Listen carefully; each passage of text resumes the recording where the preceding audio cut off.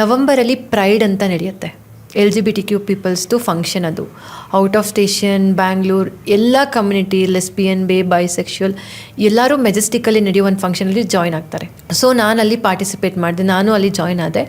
So ಅಲ್ಲಿ ನನಗೆ ಒಂದು ಟ್ರಾನ್ಸ್ ವುಮೆನ್ ಪರಿಚಯ ಆದ್ಲು. ಅವಳು she's from Kolkata, she is well educated and she was working for Amazon. So ಅಲ್ಲಿ ಲಿಂಕ್ ಬೆಳೀತು.